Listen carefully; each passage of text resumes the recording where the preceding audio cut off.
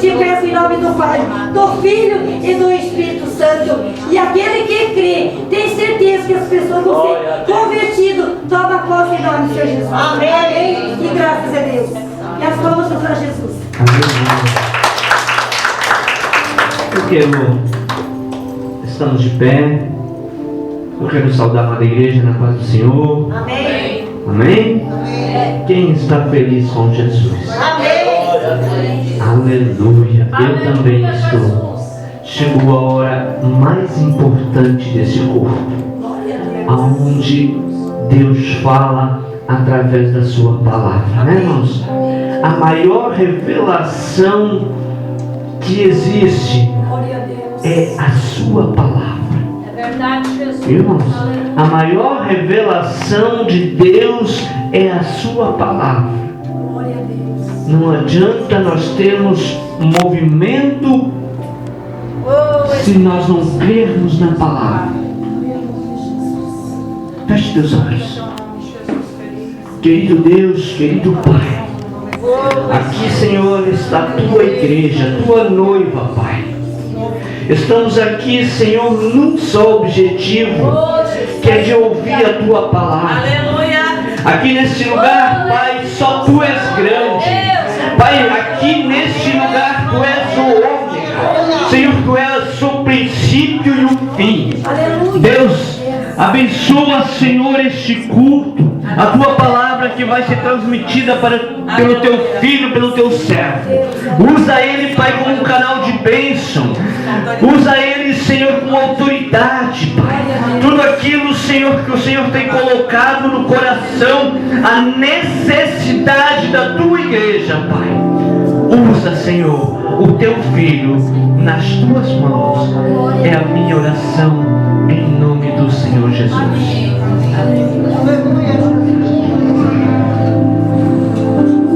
Recebemos o pastor com palmas para Jesus. Shalom Adonai, querida Elohim, amém? Amém. Paz do Senhor, Deus abençoe a todos. Abra a sua Bíblia, querido, Salmos 23. Glória a Deus.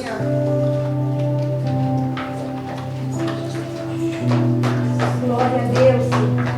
Salmos 23. Glória a Deus.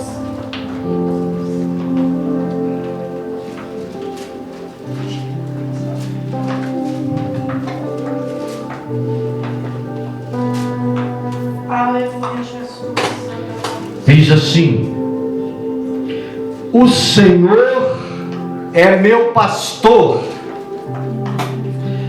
nada me faltará. Adonai lo essa. Amém. Adonai lo essa. Senhor é meu pastor, não tenho falta. Glória a Deus. Esse é o que está escrito. Não é nada me faltará. O Senhor é meu pastor. Adonai lo essa. Nada tenho falta. Não tenho falta. Podeis assentar. Oh, Espírito Santo. Como é bom ter o Senhor como pastor, Amém. que me ensina que eu não posso ter outros deuses além dele. Como é bom ter Adonai como nosso pastor, que me ensina que eu não posso fazer nenhuma imagem de escultura para me prostrar à semelhança de alguma coisa no céu, à semelhança de alguma coisa na terra, à semelhança de alguma coisa que esteja debaixo do mar. Como é bom ter Adonai, lo essa, que nos ensina que não devemos tomar o nome dele em vão, mas devemos honrá-lo, glorificá-lo e magnificá-lo enquanto vivemos. Aleluia. Glória a Deus. Como é bom ter o Senhor como pastor que me ensina que é meu dever tirar um dia na semana para consagrá-lo para honrar Deus, para adorar a Deus, para louvar a Deus, para honrá-lo como sal da terra, como luz do mundo, como árvore frutífera, como soldado que milita de maneira legítima, sem se embaraçar com as coisas da vida. Glória a Deus. Honrá-lo como embaixador de Cristo. Como é bom, querido, ter Adonai Elohim, que me ensina que eu devo honrar o meu pai, que eu devo honrar a minha mãe, sabendo e entendendo que este é o primeiro mandamento com promessa. Aleluia, Jesus. Como é bom ter Deus como pastor, que me ensina que eu não posso matar, que eu não posso adulterar, que eu não posso roubar o que é meu. Como é bom ter Adonai Elohim, que me ensina que eu não posso mentir, que eu não posso viver na falsidade e nem na vida de aparência. Verdade, Jesus. Glória a Como Deus. é bom ter, querido Adonai Elohim, o Senhor como pastor, que me ensina que não devo cobiçar a mulher do próximo, como mulher, o marido do próximo, e nada que o próximo tem. Verdade, Jesus. Glória a Deus. Como é bom ter um pastor nessa perspectiva, Aleluia. Santo é o teu nome, verdade. porque essa é a perspectiva que Deus espera de você. Ter um pastor para sempre querer estar nos partos verdejantes, até eu quero. Querer ter um pastor para te livrar do vale de sombra de morte, eu também quero. Ter um pastor para ungir minha cabeça com óleo e que a sua bondade e misericórdia me acompanha todos os dias, todo mundo quer. Glória a Deus. Agora, ter um pastor, como eu falei para você, são poucos que querem. Verdade. Mas hoje eu estou aqui para falar sobre a lição que Davi nos dá Aleluia. quando ele usa a figura da profissão dele para prefigurar o caráter e a personalidade de Deus.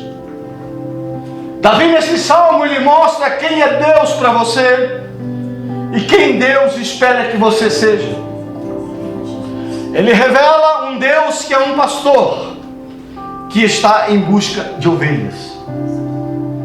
E ele revela as qualidades desse pastor, a maneira que esse pastor trata com as suas ovelhas.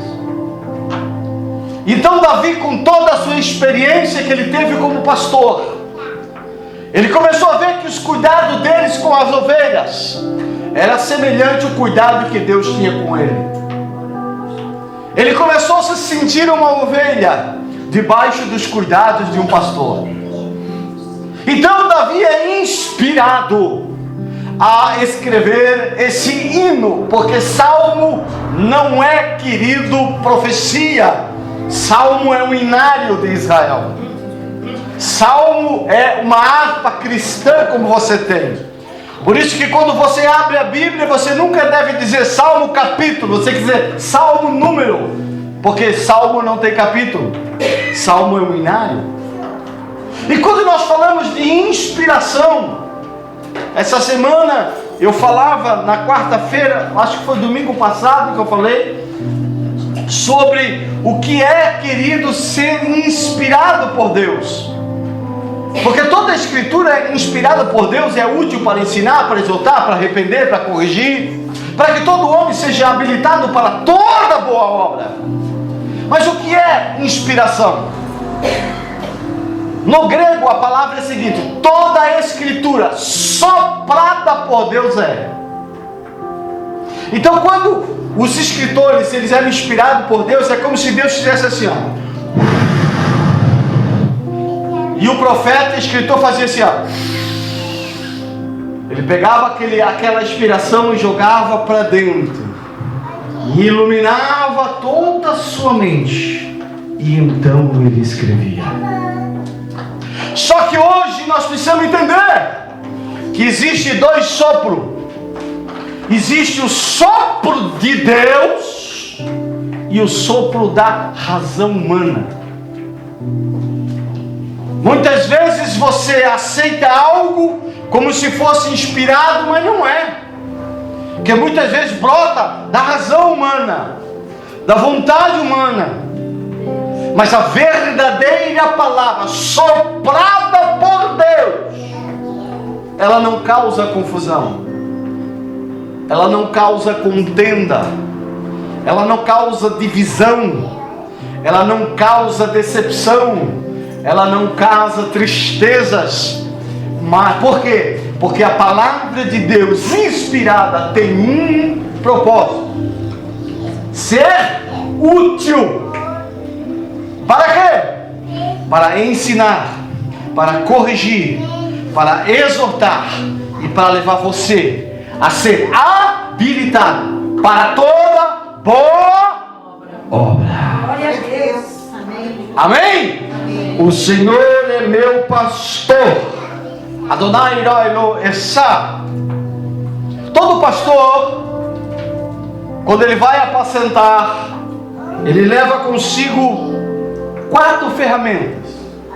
Diga comigo: capa, funda, cajado e vara. Essas são as ferramentas de um pastor. Nós estamos acostumados a entender que normalmente o pastor, quando está apacentando, ele vai à frente e as ovelhas vão atrás, porque a ovelha conhece sua voz, e quando ele as chama, elas vão atrás, porque elas sabem e elas colocam a sua vida nas mãos daquele pastor, porque sabem que aquele pastor vai cuidar delas. Mas existe um período de tempo em que o pastor tem que mudar a posição. Ele deixa de ir à frente do rebanho para ir atrás. Por quê? Porque é o período onde as ovelhas vão dar cria. E normalmente as ovelhas, quando vão criar, elas criam 2 filhotes. A maioria dá 2 filhotes, algumas dão 1. E o interessante, por que o pastor ele muda? Porque a ovelha ela é parecida com o ser humano. A ovelha, quando ela cria, irmãs, ela não é como um animal normal que procura um cantinho, né? Você tem o seu cachorrinho em casa, ele vai lá e procura um cantinho escondido para criar. A ovelha não. A ovelha ela cria pastando, ela está pastando, ela está caminhando, e no meio, querido, do rebanho, ela caminhando, ela dá cria. E o primeiro filhote, quando ele sai viçoso, ele sai forte, e ele logo já se coloca em pé, e ele já sai e consegue acompanhar o rebanho. Mas, querido, tem o segundo filhote, quando ele nasce, ele não nasce como o primeiro, ele nasce fraquinho, ele não consegue ficar em pé, e ele olha para o seu irmão, e o seu irmão o abandona, o seu irmão acompanha o rebanho e o deixa. Muitas vezes, o que Davi quer ensinar com isso? Por que Deus é como um pastor?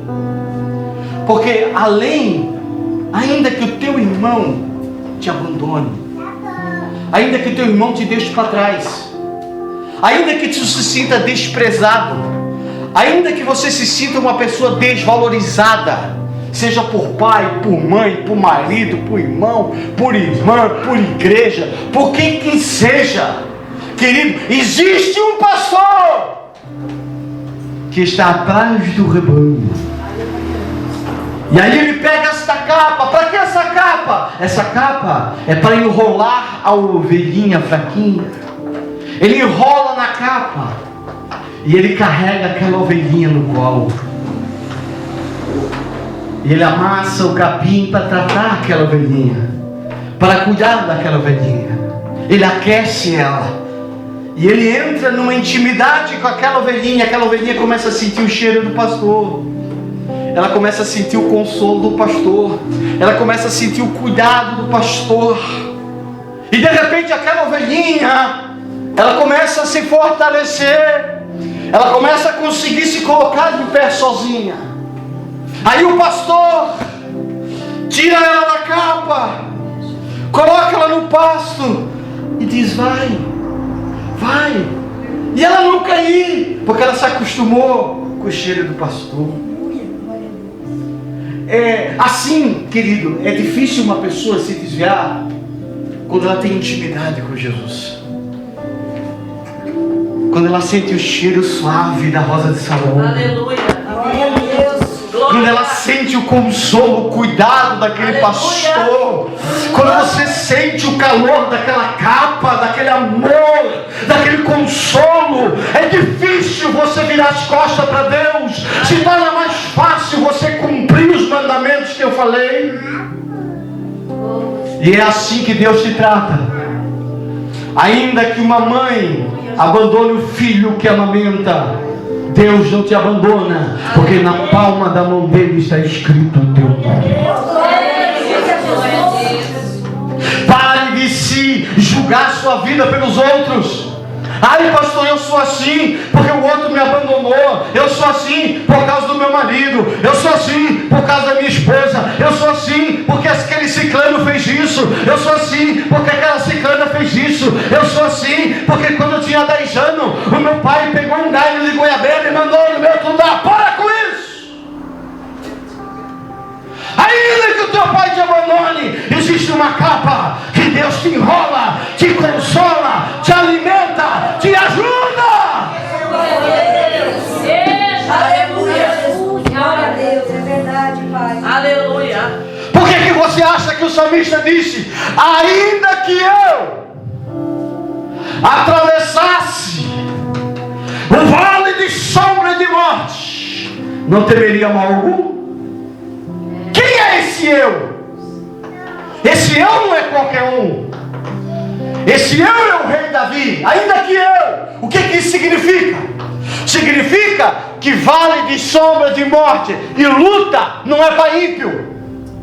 Vale de sombra de morte não é para os filisteus, não é para o Amorreu, não é para o rei Saul. Vale de sombra de morte era para Davi. Davi está dizendo: Senhor, ainda que tu me permita andar no vale de sombra de morte, eu não vou temer. Por quê? Porque tu tens uma capa, porque tu tens um cajado e tu tens uma vara. Você pode glorificar o nome do Senhor? Tu tens uma capa para me curar, tu tens um cajado para me dar direção, e tu tens uma vara para me proteger. Ainda que eu atravesse os vales de sombra de morte, querido, a nossa vida é marcada por fase. A lua é marcada por fase. A lua tem a minguante, tem a crescente, tem a nova, tem a cheia. Eu não sei qual fase da lua está a tua vida hoje. Talvez esteja na minguante, talvez esteja na crescente, talvez esteja na nova, talvez esteja na cheia. Só que tem uma coisa, querido: o Deus que criou a lua e as fases da sua vida estão com ela na palma da tua mão. Na palma da mão dele. Ele sabe como trabalhar na tua vida. A natureza, querido, ela é regida por fase. Nós temos o inverno, nós temos o outono, nós temos a primavera, nós temos o verão, a estação do ano, a natureza, tudo é marcado por fase. A nossa vida também. Então quando você conhece o pastor, quando você entende o teu pastor, você está preparado para todas as circunstâncias da vida. Aleluia. Porque você olha diante da circunstância e diz: eu tenho uma capa que me consola. Aleluia. Eu tenho um cajado que me dirige. Aleluia. Eu tenho um Deus que tem uma vara que me protege de todos os lobos.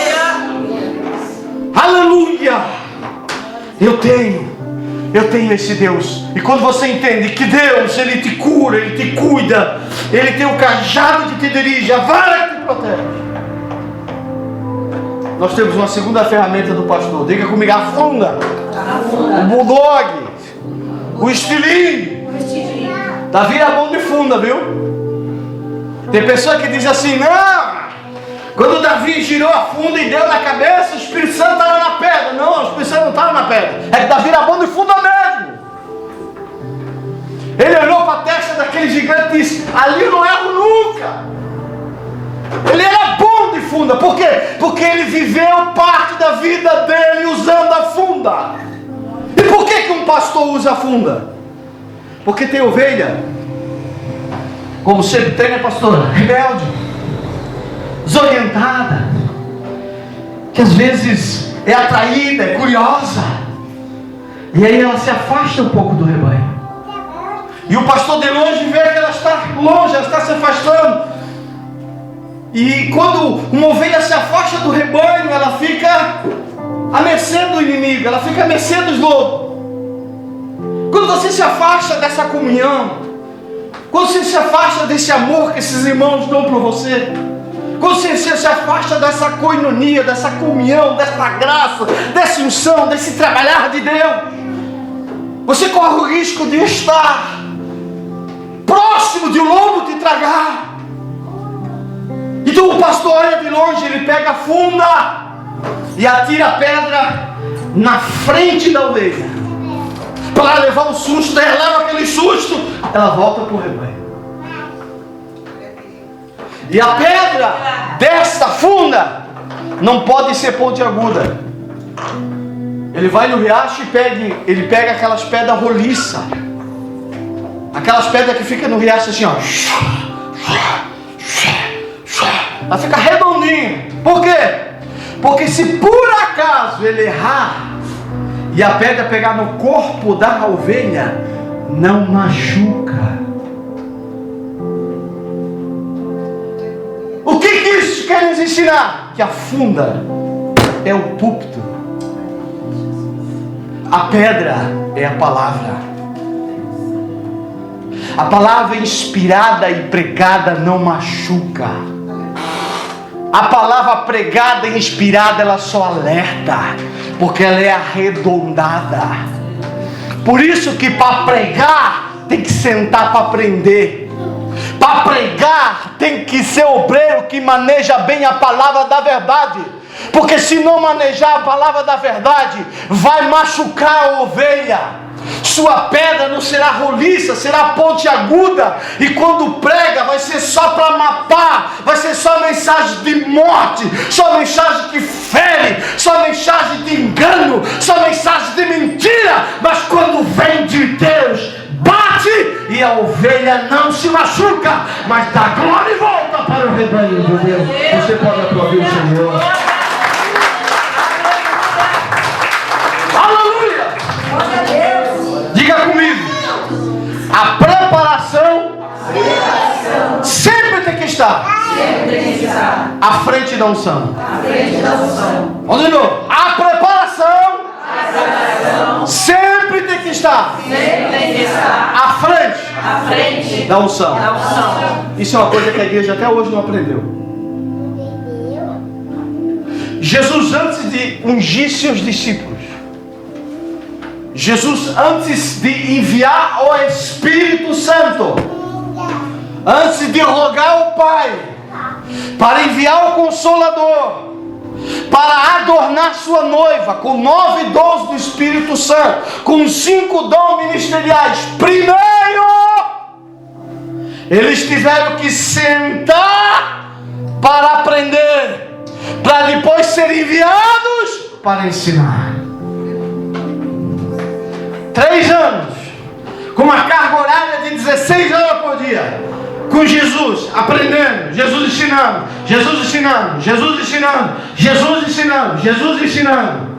Quando, querido, no finalzinho do ministério, Jesus disse: olha, ide e fazei discípulos de todas as nações, batizando e o que? Ensinando-os o que? Tudo o que eu vos ensinei. Como você quer sair para pregar e ensinar se você não aprendeu? Se Jesus não encheu, se Jesus não preparou, se Jesus não adornou, se você não foi pro riacho, para ficar lá no riacho assim, ó,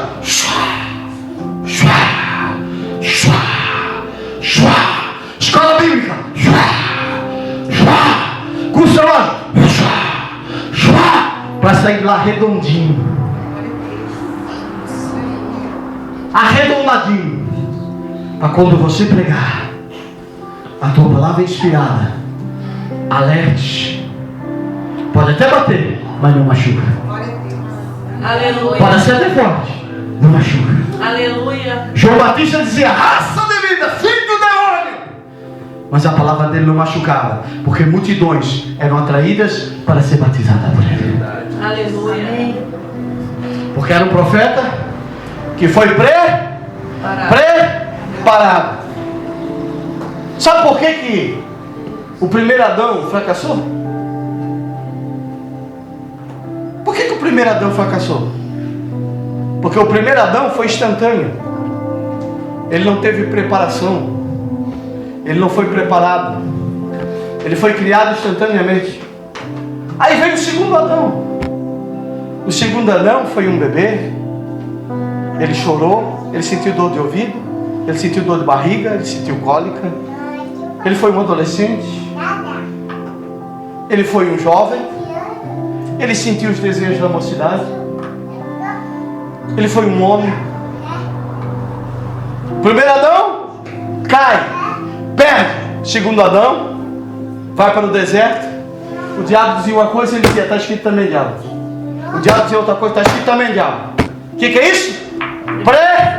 Preparação. Por isso que a Bíblia diz que Jesus nos entende, porque Ele passou pelas mesmas tentações que nós passamos. Essa dor que tu sente, isso que o ser humano sente, Jesus sentiu. Por isso que Ele é advogado. Por isso que Ele olha para você com um olhar de misericórdia. Por isso que Ele olha para você com um olhar de compaixão. Por isso que na cruz Ele olhou para os seus algozes e disse, Pai, perdoa-os porque não sabem o que fazem.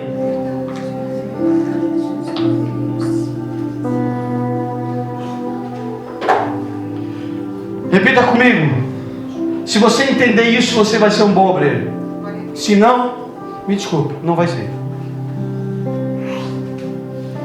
Preparação.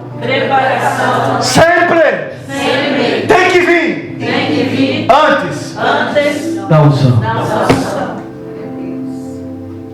Muitos despreparados, diz o capítulo 7 de São Mateus, que eram espinheiros, abrolhos,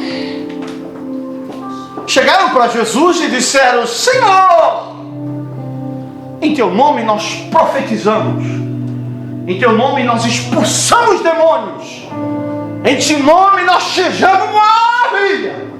Jesus vai dizer, não vos conheço, porque dom não é selo de qualidade, mas frutos sim. Por isso que Jesus disse, como que vocês vão conhecer os falsos profetas? Olhe para os seus frutos, porque um pé de espinheiro não pode dar figo, um pé de figo não pode dar vida, não pode dar uva, e assim por diante. Você não consegue esconder quem você é por muito tempo.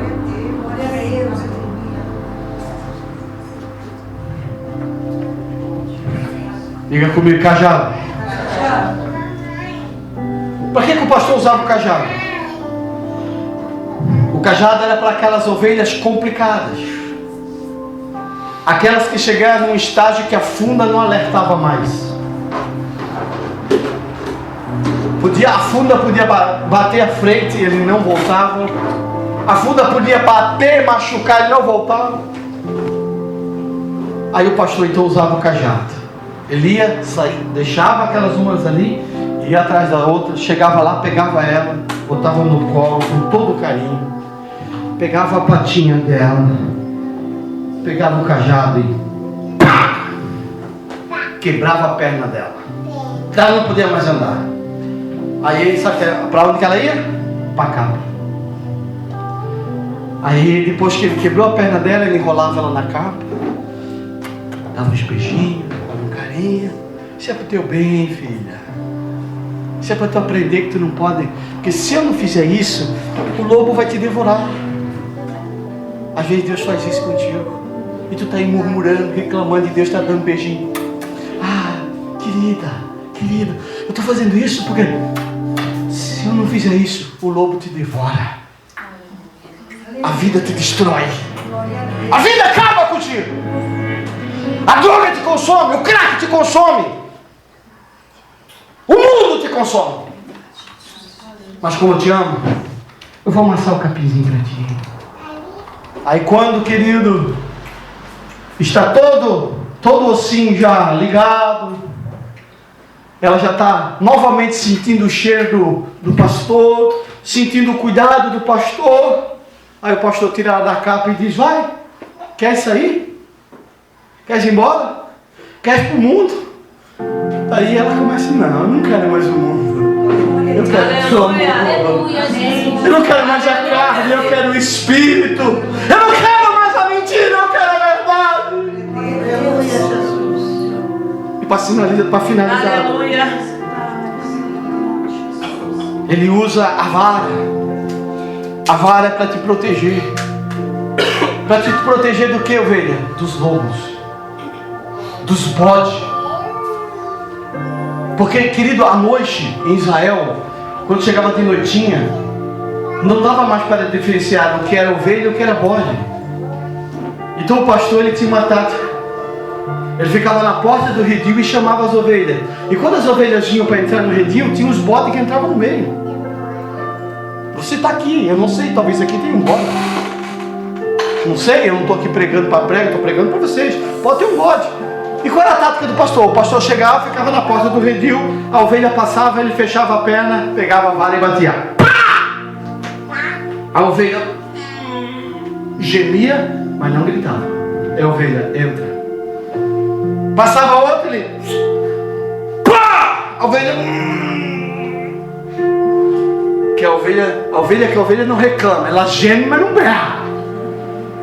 Ovelha que a ovelha geme, mas não murmura, não reclama. Aleluia. Mas o pastor está batendo. É pro meu bem. Ele está me protegendo. Aleluia. Ele quer o meu bem. Aí tem aquelas uma assim, que, novinha, né? Que gosta de um bodinho, né? Aí vem o bode, todo parceiro, todo meio. Tô bendito entre as ovelhas. Aí ele chega, quando vai entrar o pastor, puf! A hora que o pastor bate, nego, pá! O bode sai dando chifrada e coisa, e o pastor, tu é bode, então toma, pá, pá, pá! Por que você acha que o Salmo 1 diz que o ímpio não prosperará na congregação do justo? Porque para o ímpio que se quer se disfarçar de ovelha, tem vara no lobo! Você pode aplaudir Jesus?